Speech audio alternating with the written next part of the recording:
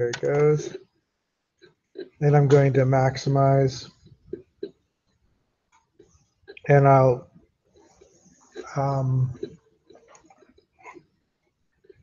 zoom here in a minute. Real quickly, I just wanted to mention what we've done, kind of give context to what we're going to do again. So we went into Microsoft's SQL Server, right? It's a database engine. We created, we designed the database, modified it, created the database, added a little bit of data, and did some SQL to test whether the database works. We didn't do a very thorough test. We gave you just a little bit of SQL to do. In real life, you would want to go through and test every business rule. You know, can I do this? If we said that the database should do all of these, you should test every rule to make sure it's good before you deploy it. Does that make sense? But that's sort of what we did. And then what we're going to do now is something very similar with another database, but a different software. This time we're going to use MySQL and the Workbench. And MySQL is technically owned by Oracle. I think I said this before. It was entirely open source. It is still open source by license, but Oracle is the owning company. A lot of open source people have complained that they haven't developed MySQL that much. And with reason, they don't want it to compete with Oracle. Oracle costs a fortune, MySQL is free. But they do promote it somewhat basically as a secondary database. Because if you're at a place like Amazon that uses Oracle for the main database, you don't want to do your data analytics online. So what you do is you offload chunks of data to other databases for analysis. And Oracle promotes MySQL as being a good database to do that with, you know, to get the things offline. The other thing I'll say about MySQL is that it was the database that underlied Facebook. And it's still from what I was just reading earlier today, there's still a lot of MySQL databases in Facebook, although they have been they've been using Cassandra, which is a big database built by Apache, I think. It's a NoSQL database. And they're also building their own database called Apollo. Don't know why all the Greek names, but they're building a database called Apollo that they hope will replace Facebook. I mean, not Facebook, but MySQL. The other place you encounter MySQL is omnipresent on the web. It's just all over on the web. And if you've done WordPress, because underneath WordPress is MySQL also. Okay.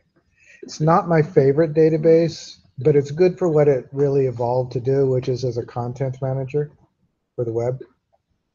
It's not the best for like business transactions, but it can be made to work.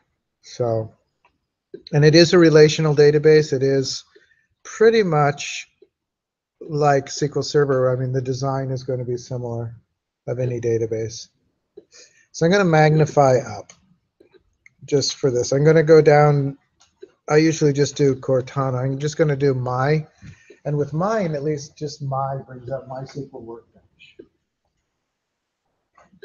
And what I want to do is just give you a quick tour of MySQL Workbench, and then I'll show you the assignment. And then, as I said, I'll give you an hour to either start the assignment or finish up the other. And then we'll talk about it some more next Wednesday, too. So I'm going to click on MySQL Workbench. Mine might come up a little different than yours. I'm not sure how good. It came up about the same way. Let me unmaximize it. So the thing about Workbench, it's like the Management Studio. The Workbench is not MySQL. It's not the database. It's a front-end software that was written for the database. I'm going to wait.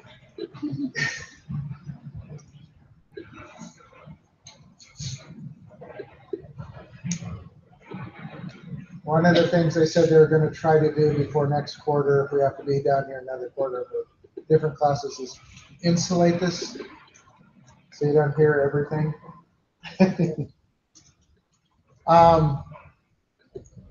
Anyway, this is the Oracle front end that they give you for free. It's very nice. We'll show you that. But there's others. If you've worked with it online, a lot of times they have the PHP admin. You know, if you work on that, that's another front end to it. It's a little less GUI, but there's a GUI there. It's just not as elaborate as this. There are other front ends too. Particularly with open source, a lot of times there's multiple front ends to choose from. But the database itself is running in the background as a service, just like SQL Server. Also, they're server-centric, so it's actually, again, hard to move a database, but I'll show you some things you can do. We're going to log in into the local instance, so it'll be localhost. We're logging in as root, which is actually not a great idea, but that's how we set it up. Now, you won't have all of this. I ran this last time. And you should have to enter your password. So let's get rid of this. I'm trying to bring it back to somewhat the way it will look before. Your password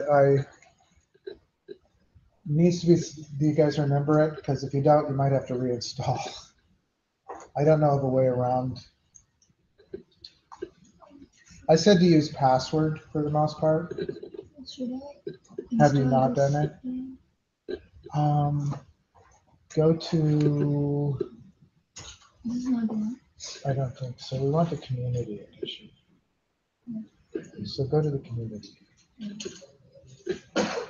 And then download that. And then go down to, actually, let's go to the top. MySQL Community Server. Okay, just click on that thing. We want the Windows installer. Either one of those, maybe the second one. When it's done, and then you don't have to, just no thanks to starting to download. We do click that. And then save it or run it, either way. It won't take very long to save. When it's done saving, run it.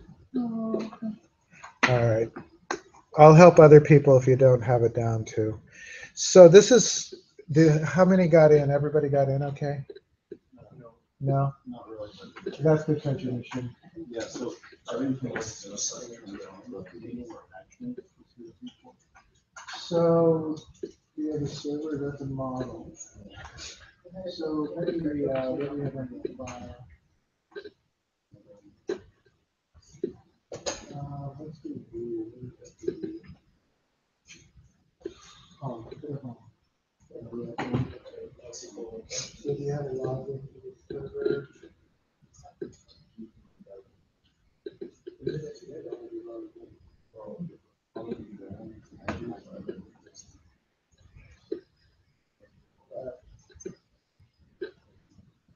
No, you got to create all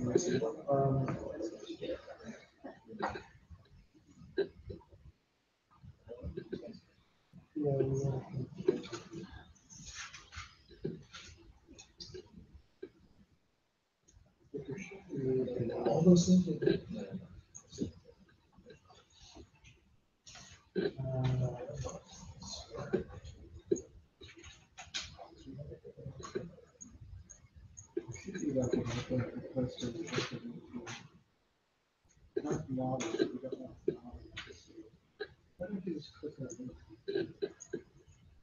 That's what it's not a existing connection. There's a connection down below, but that's really, you might have to connect the local host. That's all. Oh, that's right. So you connect this that way. Yeah, that's fine. That's basically the same as over here. Yeah. I swear that I had it already last class, but I can't find MySQL. Well, so run the Windows 10. Which one are you running? Okay. Do you run it there or you run it in MySQL?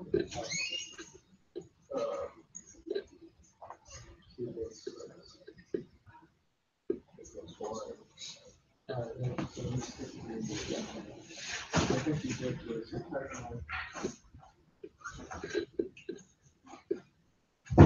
So give us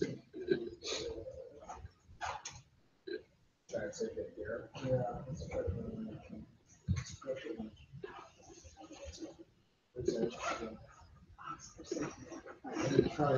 I remember you doing an active install of the two different places.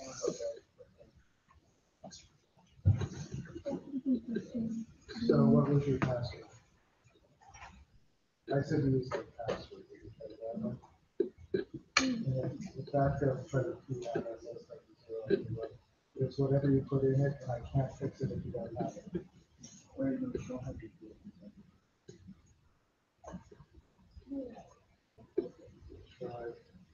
So you don't remember what it is for the password?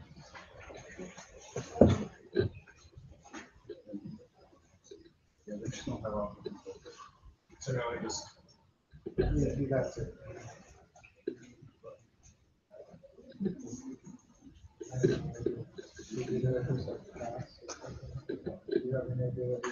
I can't fix that.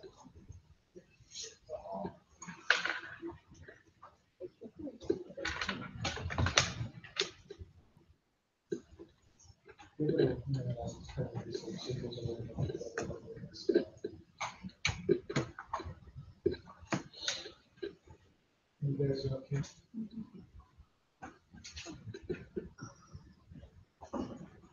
So what username and password should I give? You shouldn't have it. You need to do it in the virtual machine. Oh, Sorry. oh, Yeah, it has to be in the virtual machine. oh.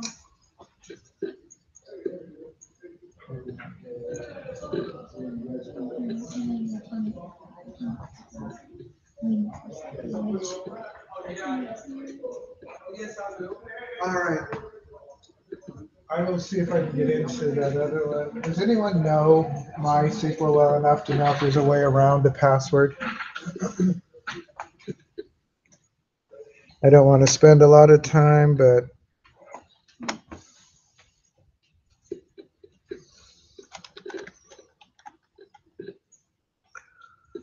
actually, I don't want to wipe out this page. Let's go over. I just did a search that says you can recover a MySQL database server password with the following 5 easy steps. Oh, okay. So you might. Yeah, I just typed into Google MySQL password reset.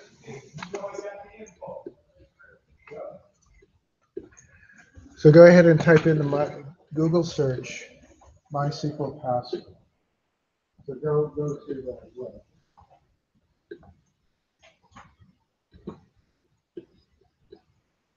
Was it MySQL bypass MySQL password?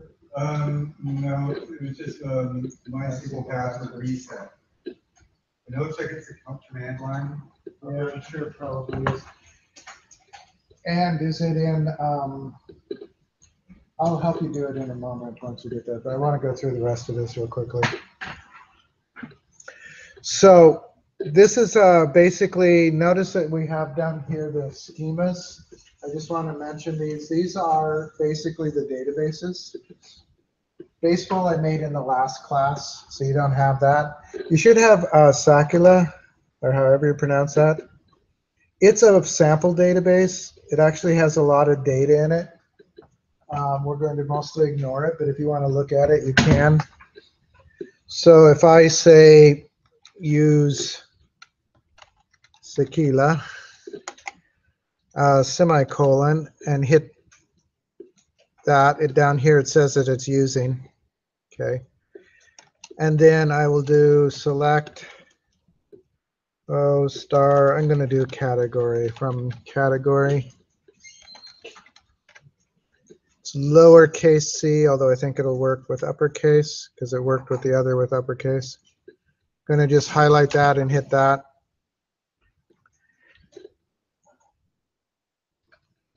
Why did it not do that? Did I spell category wrong? Yes, I did. All right, so I'm going to select, I think it is selected. So it'll give you a list of the categories and the results down here. For the most part, we're going to bypass this for a couple of days though. And we're going to work on the model part. The Workbench has a entity designer that I think is a little bit better, in fact, quite a bit better than SQL servers. For one thing, when we go into the entity designer, it doesn't create the database automatically. You can mess with the model and work on it until you've got it refined and then create the database from it, right? So it doesn't, in SQL Server, when you make a table in the diagram, as soon as you save the diagram, it creates the table. And you really don't want that when you're designing, because you want to have some flexibility to change things. So this is, again, this is sort of the environment for the actual database, and the databases are listed under schema. And otherwise, they're pretty much the same. So like if you wanted to look under actor, you could click that little thing, and it has columns, and you could look, and it would give you the names of the columns. And down here, it gives you the data types for the columns. Right, so you can tell when you're doing a query what kind of thing you're expecting to get. All right, does that make sense? We'll spend more time here when we actually start working in this environment. It's asking to choose a set of type. Top one. This one. Yes. And just ignore those. We don't have those features, and that's fine. It's just, it'll do yes. Just telling you that it can't install this, and that's fine. And then do execute, yeah.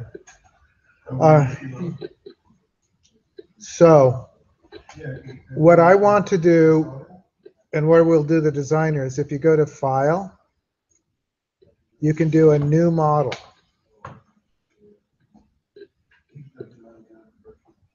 So I'm just going to go over to Model,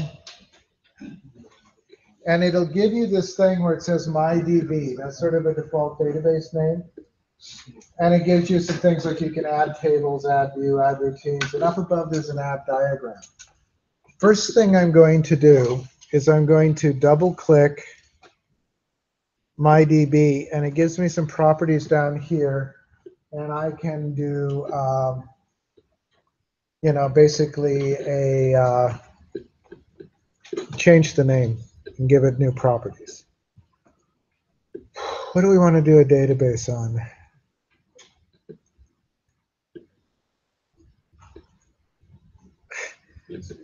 What? I still can't hear you.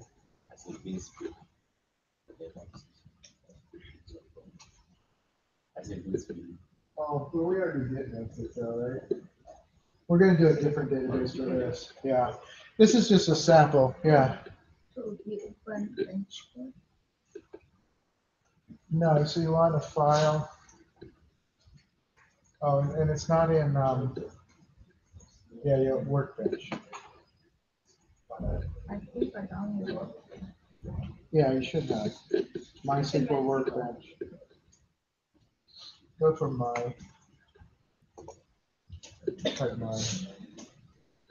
And then there's a Workbench. So we're going to go into the model. Let's just do something silly, and because we're just going to, I just want to show you how it looks and how it works. I'm going to just say books. Be simple, okay? So that's my database name. I don't really have to do anything. It's just see how up here it's changed to books. Now you could do everything in here just with properties, but again, I think it's easier if you do the diagram. So all I have to do is double click the diagram up here, and it gives me a grid, kind of like the designer in, you know, in SQL Server. There are down here, there's some different tools. One of the tools is a table. And notice you can just, if you want a table real quickly, you can just press T. But you can also click on this and drag it in and just let go. So there's table 1. If I double click this table 1, there will be properties. Why is it not there? There it goes. Properties down below where I can rename it. So I'll just call this one book. Column name, when I click under there and click into it, it gives me a default ID book. You could leave that or you can rename it. Right? I'll leave it. It doesn't matter a whole lot to me. Notice that it gave us a default data type of int. There are these different properties you can set. And there's 2 places where you can see them and set them. So up here, they're in abbreviated. But if you mouse over it, primary key, not null. This is for a unique constraint, which you don't have to do if it's a primary key. But if you want something else in the table that's unique, like emails or something, you can set a unique thing on there. Come on, give me a binary. Unsigned data type. Fill up columns with zeros if it's numeric. This one is auto increment. And this one gives you a generated column, meaning that's an equation or expression, which generally you don't want to do, but you can. I'm going to click PK. And I'll also click auto increment. Now, I said there's 2 places. If you have trouble with the abbreviations and the mouse over, they're also down here, right? So they're the same properties. And for any table, if you want to document it with comments, you can. So it gives you a place where you can comment and document. And you can look at this model. One nice thing about these models, unlike in SQL Server, this saves a model file. That model file is separate from the database. You can port it wherever you want. I mean, you can take it to, as long as you have a workbench, because it's a workbench file. But you can take it home and load it up. You can move it around. It's fairly easy. So that's a big advantage too. So I'm going to do another one. This one, when you click there, it says book column. But this time I'm going to say book title. No space. Did I put a space there? Nope, I didn't. It just looked like one. All right. It has varchar. And you can do up to 255 for a varchar. Varchar, unlike SQL Server, varchar is already Unicode. So there's no in varchar, just varchar. If you want to make this not null, yeah, variable character. Did you get in okay? Okay. I'm sorry, how did you get to this again? So I added a table. Do you have the diagram?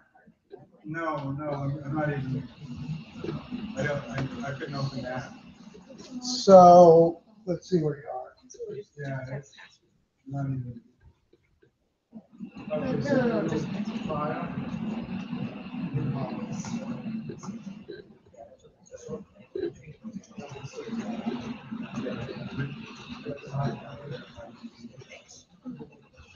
just I have to write password or anything. Just Oh, Yeah. okay. And then there'll be a table. Change the books. And then if you double click the add diagram, it'll give you the diagram. And the table is just a little bit down there. Yeah. So let's just add a couple of other fields, just so you can see the pattern. So what else do we want? Like book year.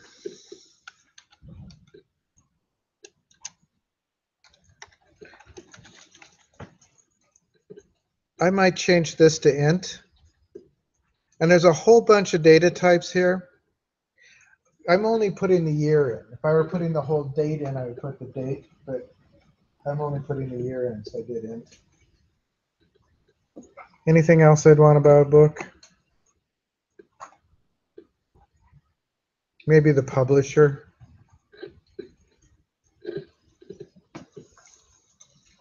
The condition. Possibly. If you're doing used books or something.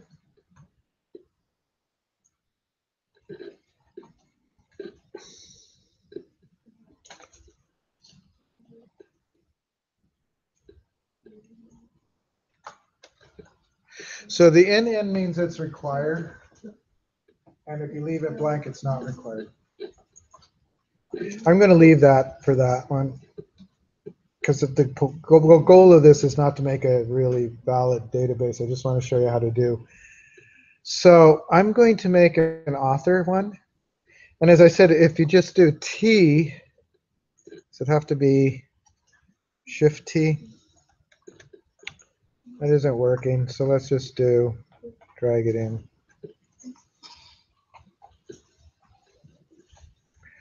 So I'm going to double click this again. And down here it says table 1. So I'm going to call it author.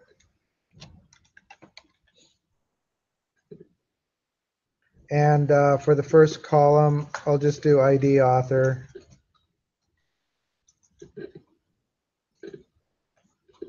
And then I'll do author name. I think that might be all I do here.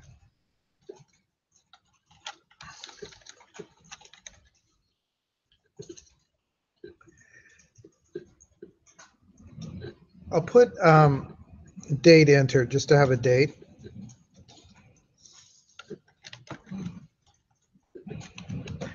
Now there's a couple of ways that you could do, and I probably should if I was following my author date entered. For data types, there's a couple of things you can do there. Notice they kind of are grouped by type. We have date, date time, timestamp, and year. Date does the current date. If I want a timestamp or a date time, I have to give it a number. So I have to put a number in the parentheses. Any of these data types that have a parentheses, you have to put in a number to give you the precision of it. And I'm not real clear on what the precision of 6 would be, but I'll put in 6. Okay, if you don't put anything in the parentheses, it will give you an error. It won't let you move on. So we have author. Okay. And I'm going to add one more, which will be author, book author, right? Because remember, we've done this before. It was like artist album. Because one book could have many authors, and one author could write many books. So I want to show you how to do relations.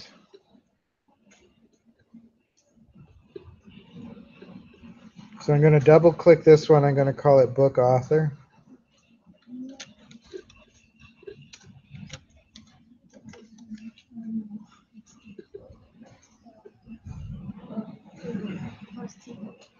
I got to let that cart pass.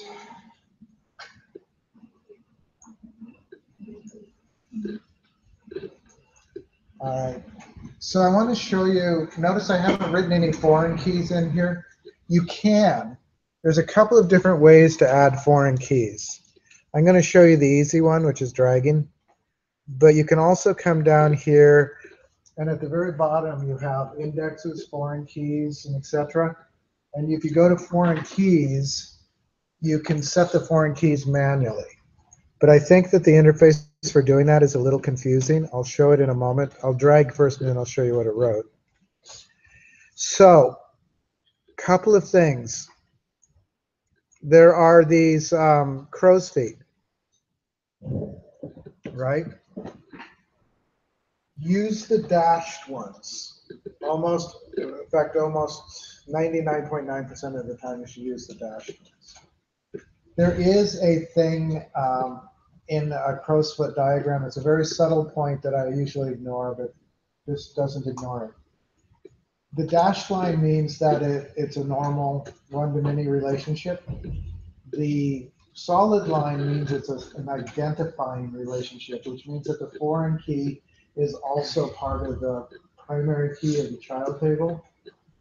It's a subtle difference, but if you use the solid ones, you suddenly end up with a whole line of primary keys that you don't want, because it'll make it a primary key, the foreign key.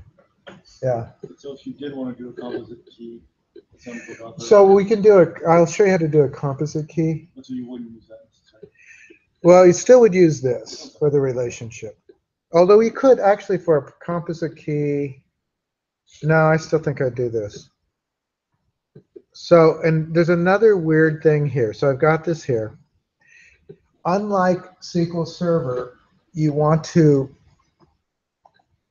click on the foreign key and then the primary key. Notice how it added book ID int.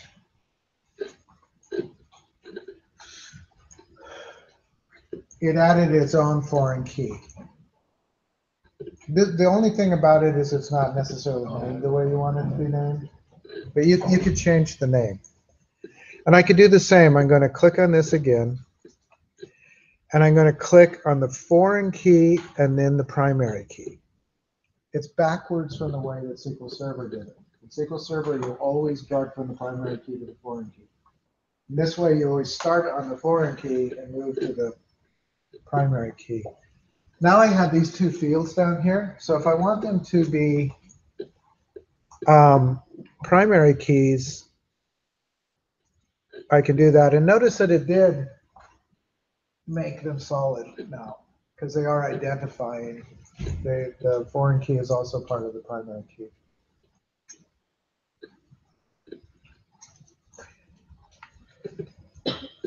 I might do one other table just to show a regular relationship. Under the foreign keys, notice it has FK book author book. Books book is the reference table. And if I click on that, over here it shows that book ID book relates to ID book. And you can set that up, and I think it's a little confusing.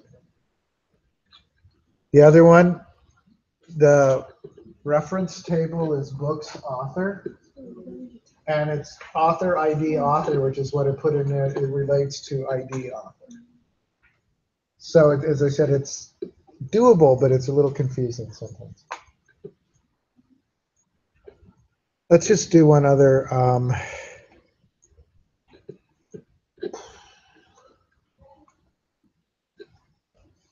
Let's just do a genre table. And it's going to have a genre ID and a genre name is all.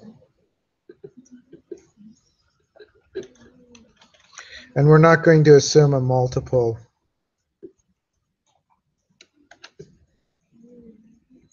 That a thing can have multiple genres, which it could. So I'm going to do, it's interesting. Oh, I'm in foreign keys. Let's go back to columns. So ID genre is fine. PK, auto increment, genre name. And I tend to capitalize everything, but actually in MySQL, the naming convention is usually lowercase, just to let you know. 45 characters is probably good enough.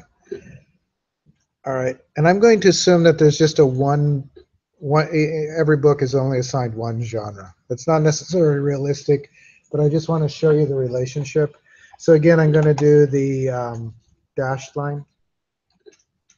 I'm going to, the foreign key would be on book and the primary key on genre. So a couple of things about this. One, it is a lot nicer diagram. It still has its quirks and it takes a while to get the hang of. But it's a lot nicer diagramming thing than Visio. Right? You do need to do all of these data types and be careful about them. When you're done, and I'm going to ask you not to do this until we're done with the modeling, but I'll show you, you can take this model. One thing you can do is you can save it. So I'll just call it as books. Let's go to documents. And I'll just call it books model. And I'll save it. And it is, as I said, it's a movable file.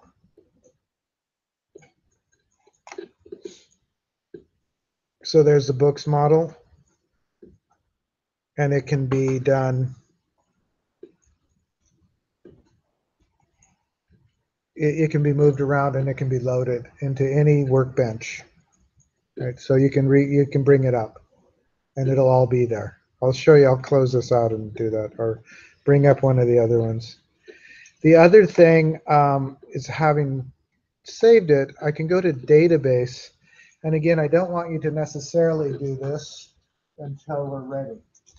But you can forward engineer. Notice you got reverse engineer too. So what do you think reverse engineer is? Anybody have an idea? Yeah. Taking existing drawing, tear it apart. It's actually more, you can take an existing database and make a model out of it, right? So you're basically taking a database that's already there and turning it into a model. It doesn't take the database away, but it gives you a map of the database. So it lets you do that. Forward engineer, you take your model and you turn it into a database. So I'm going to, just to show you how it works, I'm going to do forward engineer. For the most part, you can just do next, next. You have to do your password again. Did I do password 1? I guess so, since it's going to let me continue. Next. And notice what it does is it generates an SQL script, which you could if you want. Notice at this point you can save this file or copy to clipboard. So you can take this script and save it if you want. So I'll cancel and go through it again. Database, forward engineer. Yeah, database, we're in the model. We want to forward engineer. Next, next, next. And you might have to put your password in at some point in that too. All right, now you can, as I said, you can save the file. You can look at this. You can go next, and it engineered it. So if I go, and then I'll finish. Let me close this. If I go back home, well, I don't even have to go home. Let's go to local instance. And I'm going to come down here. Okay, so it doesn't have it right now, but if I hit this little refresh button, notice that there's books there. And if I open that, it has the tables, author, book, book author, and genre. And if I open any of those, like book, and go to the columns, it has all the columns and things for that. So it actually generated the database. It created it. But it didn't do it until I told it to, which is a big thing. So you can go through and you can modify the diagram as often as you want before you make the database. Couple of warnings. It's not a good idea to make the database, go back and modify a lot, and then make the database again, because it doesn't replace what you did with the new diagram. It merges it. So it can make a horrible mess. So if you need to do that, it's often better, unless you have a ton of data, it's usually better to drop the database in the actual database thing and then make the changes and then recreate it. But you will lose any data if you do that. Does that make sense? That's why I say it's really a good idea to make sure your model is okay before you build the database. But I like the model tools because it's a nice clean model. comparatively. I mean, it's much more readable than Visio.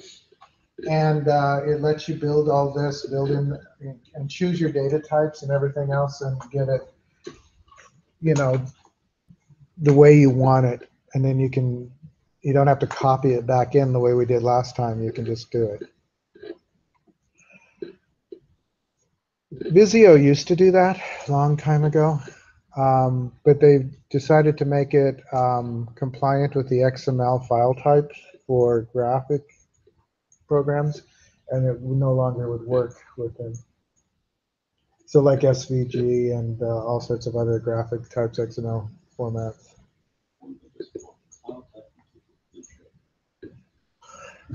They may not have liked the effect of it anyway. I don't know. I think there is an enterprise level one, and they might still do it. I don't know. But they don't give that for free, even to students. Where's the refresh option on? Over on the database. So when I go, actually not home, I just want to go to local router. So there's a little, I might have to zoom even more. Right above the schema. Do you see it?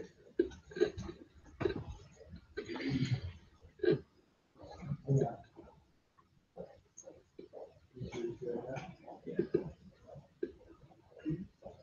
How did you get your solid lines again?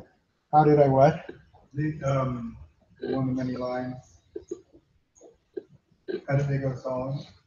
Oh, they went solid because, let's go back to the diagram. These went solid because down here, got the wrong table still, book author. I turned these into PKs.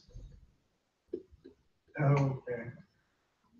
So actually, it goes back to what you were saying earlier, is you're always using dash line, it'll actually fix it for you. Yeah, it'll fix it for you if you build this. But if you use a dash line by mistake, I'll do this. Let's say for no good reason, let's do a solid line one, and I'm going to do. See, it added it to the primary key. And the reason I want you to be careful of that is I've gone to people and you have a table like inventory that has 3 or 4 primary or foreign keys. They now have like a 6-field composite key for that, and that's just insane. Because you have to copy all 6 of those if you're going to make a relationship. So technically this is correct, but it's a bit of annoying. How do you make connection the table? And why is it like for the other one it's dot, but it's the full? We want the dots mostly. That's why I did that. The way that you do it, so I'm just going to add a table that doesn't have any, click. I'm just going to leave it as table 1. I'm going to take the dotted one, going to click here and then there, and it creates the relationship. It also puts in the foreign key. Foreign keys are marked here. Notice that foreign keys are, what is that, a red diamond? And notice these are foreign and primary, so they have the key, and yet they're also orange. So there are some color codes. Fields that are required are green, and not required are just clear diamonds. So there's a lot of more information here than in the SQL Server diagram. Like before, I would say do all the tables before worrying about the relationships. Let's look at the assignment. And then, as I said, I'll let you have the last hour either to catch up from last time or start this if you want. So I'm going to go, let's go to the right class. This is really zoomed. I might zoom down.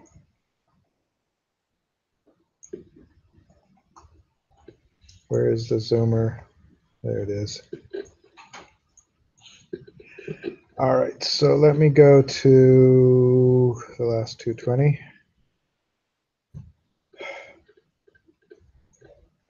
And I'm going to go to the modules.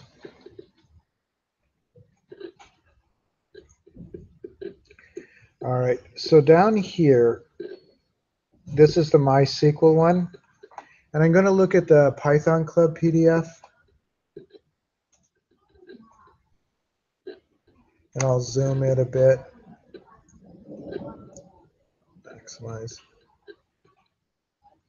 Is that big enough to see?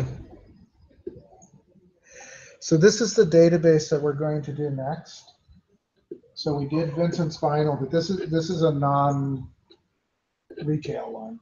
All right, so this is like a school club that meets to discuss Python. So that's a big topic. I was actually, there is a school club for IT. Trying to remember what they call it. Bike club. And they were working on a database like this at different times. Trouble is people come and go.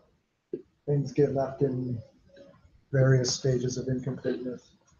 But anyway, the idea of a database, they want to keep track of a lot of different things, like all the meeting times and places, summaries of the meetings, speakers and presentations, upcoming meetings and events.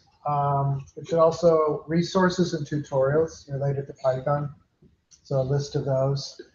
And then there should be a list of general announcements. So basically this is like the back end. They're going to build a website with all of this stuff, but they want all of this stuff in the database for their website. So there's a couple of rules that do have some effects. Only members can post announcements and add resources to a list. That means that you basically need to have a member list, right? Only club officers can post meeting and meeting summaries. That means that there has to be officers in the club. There's different ways to handle that. I'll let you guys think about it. The club members can report announcements as inappropriate, but only club officers can remove them. So, I mean, because if you're going to let people announce, you want to make sure that the announcements aren't obscene or dangerous or insulting. So those kinds of things. Any club member can add a notice of a meetup or an event, and the public is free to view everything. A lot of people think that means you have to have a public table. It doesn't. It just means that when we do security at some point, there are things that the public should not be able to see and things that they should. They should be able to see all the meetings. Pretty much everything that you list on the database, they should be able to see. What they shouldn't be able to do is to add stuff or change stuff. Does that make sense? We might, when we get to it, look at the permissions for that. I meant to show you a little bit of security in SQL Server. We could probably come back to that too. It's not part of any assignment, but it's a good thing to know a little about. So we might look at some of the security. Don't worry about the tasks. Those are actually a survival from an earlier version of this class. You can look at them if you want, but we're not going to do all of those. Although they are things to think about. Who are the stakeholders? Who's basically the stakeholders are the people that are involved in this database that would be using it. You don't have to do a narrative for each stakeholder. That actually, though, just as a side, is a good way to figure out how they would be using the database and what kinds of permissions and access they would need and what they need to see out of the database. Security, as I said, we're not doing most of these. You do want to know what the requirements are. What is it that the database needs to show? What are the things that, what are the elements that need to be stored in any of the tables? We're going to do the entity. We're going to look at the diagram, and then we will create it. So we're going to do most of those tasks, but it's just not I'm not making you do it in quite the same order. So if you want to start on this one, you would go to MySQL and just start building entities first, right?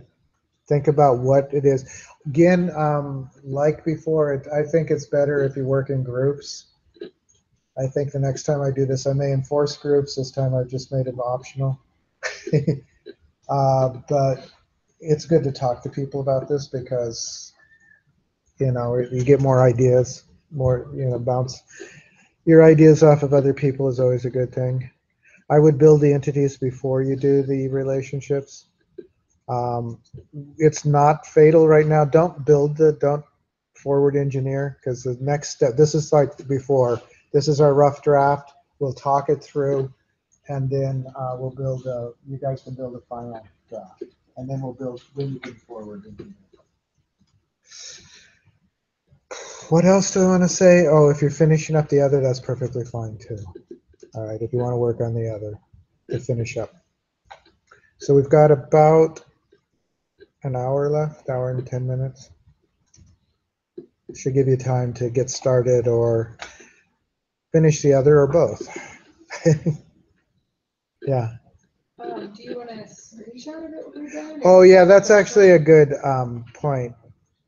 So save it, but yeah, I'd rather you turned in a screenshot than the actual model file, because that means I'd have to open up every model file in MySQL.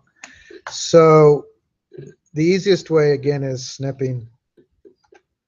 You know, if you do in here, just do S, you get the snipping tool, new, and just something like this, right?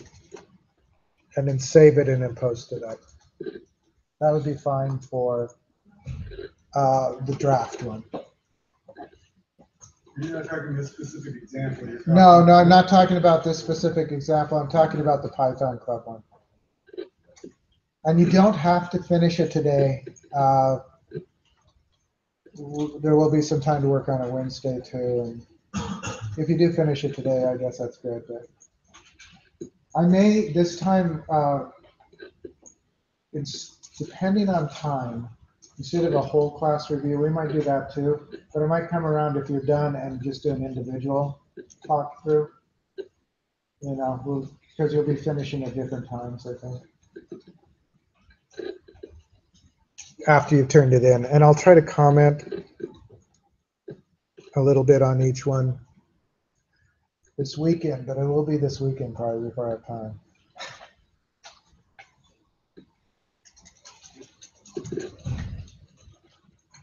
So you guys okay? So I'm gonna kill the video and post it.